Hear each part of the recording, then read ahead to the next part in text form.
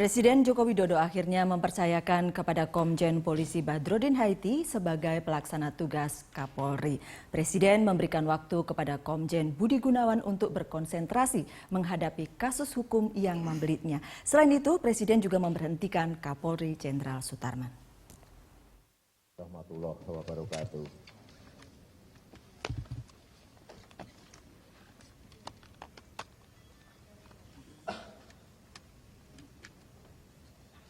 Malam hari ini ada beberapa hal yang akan saya sampaikan yang berkaitan dengan Polri.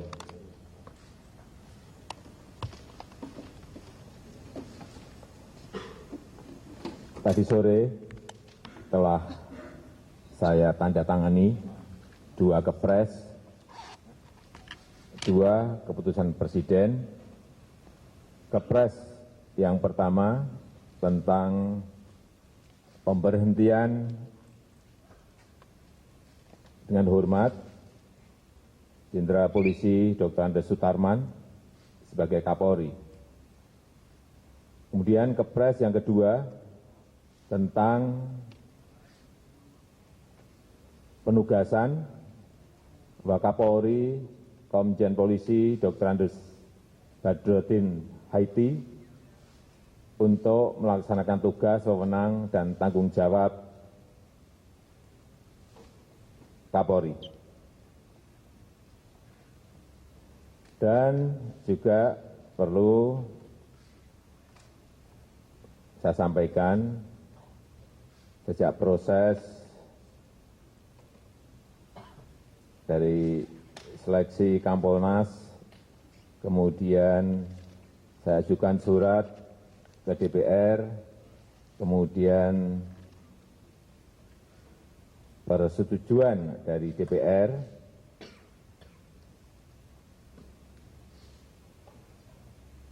berhubung Komisaris Jenderal Polisi Dr. Andes Budi Gunawan, SH, MSI,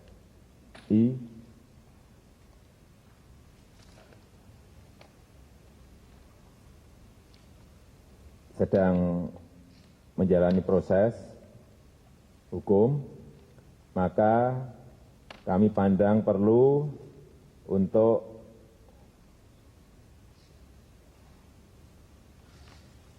menunda pengangkatan sebagai Kepala Kepolisian Negara Republik Indonesia. Jadi menunda, bukan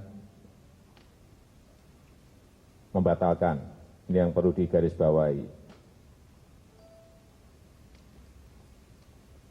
Saya kira itu yang bisa saya sampaikan pada malam hari ini. Terima kasih. Wassalamualaikum warahmatullahi wabarakatuh.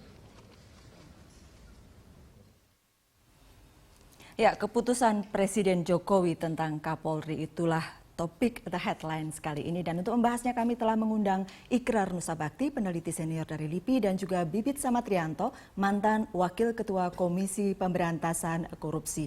Dan hadir pula Don Bosco Salamun, pemimpin redaksi Berita 1 News Channel, serta Karania Dharma Saputra, pendiri dan CEO Bareksa.com yang juga pernah atau masih menjadi relawan Jokowi, Mas Kara?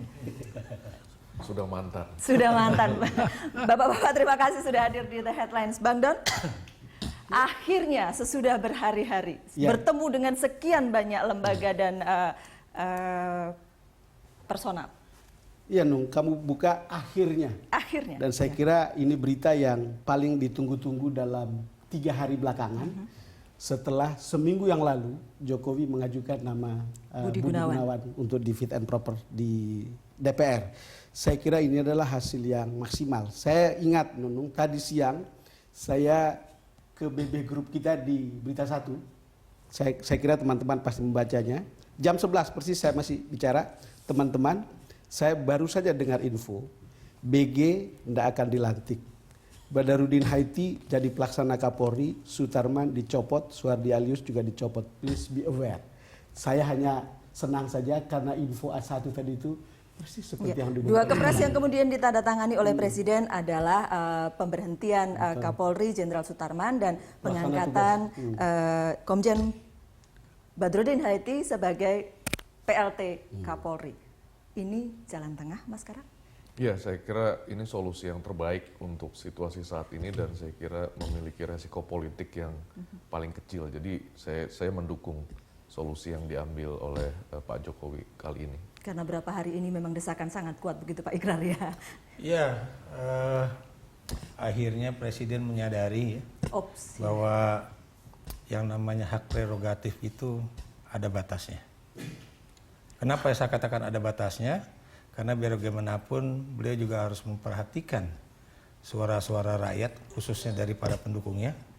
Yang kemudian yang saya katakan batas itu bukan suara rakyat yang cuma ingin yang supaya mereka didengar atau ingin mengganti seseorang atau menolak seseorang, tapi suara rakyat yang didasari oleh suatu alasan yang buat saya sangat sahih, yaitu calon Kapolrinya kebetulan menjadi tersangka.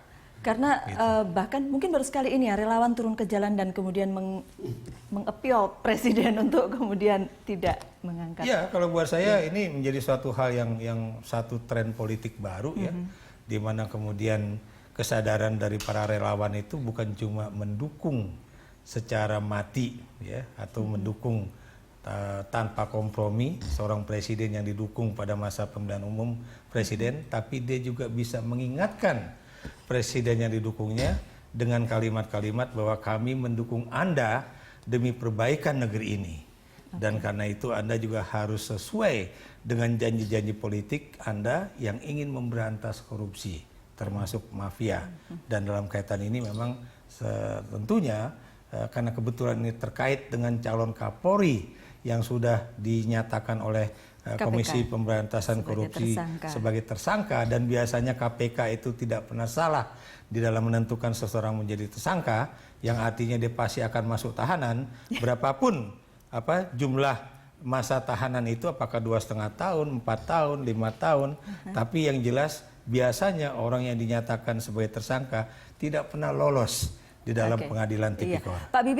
Pak Bibit kan sudah pernah di KPK juga gitu kan ya. Ini kalau melihat putusan Presiden ini langkah aman Presiden biar tanpa risiko apapun gitu. Ya, dari kejadian ini saya menyimpulkan ada 4 hal.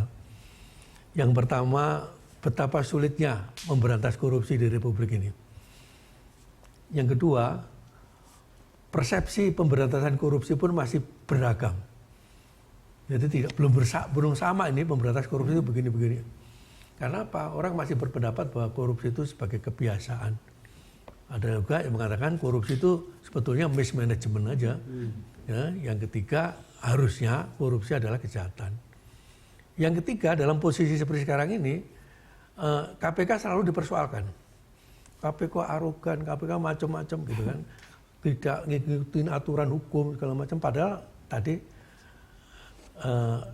pengalaman dari KPK enggak seperti itu. Makanya sebelum komentar mestinya lihat KPK dulu dong. Karena kemarin itu waktunya pas sekali. Begitu diumumkan, begitu juga KPK mengumumkan. Jadi orang menduga-duga yang macam-macam Pak Bibit ya Bang. Ya memang kita susah menerima bahwa itu sekedar koinsidensi. Jadi kemudian kita berpikir semua orang terjerumus pada permainan politik terhadap satu sama lain. Sebetulnya kan ini pilihan yang mungkin paling baik seperti kata Kara tadi di antara beberapa pilihan. Karena apa yang berkembang dalam beberapa hari ini kan, pertama orang bilang itu kayak teka-teki. Berani nggak Jokowi akan melantik? Tetapi kalau dia melantik, keputusan itu sampai berkekuatan hukumnya tetap. DPR akan senang, Mega akan senang katanya, para pembisik juga akan senang. Tapi itu melawan arus publik, lalu kemudian melawan KPK. Lalu kemudian alternatif kedua, yang ini tadi, menarik itu. Dan yang ketiga, mungkin mengajukan calon baru, tapi itu tidak dibuat. Dan bagi saya ini cerita yang membuat mungkin tidak sampai 80% orang happy gitu.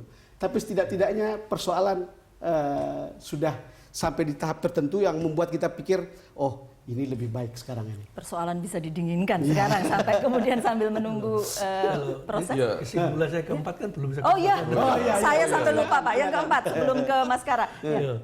Jadi dengan kondisi seperti sekarang ini kita lihat bahwa ternyata posisi Presiden kita Jokowi ini harus bisa mengelola 4 kepentingan.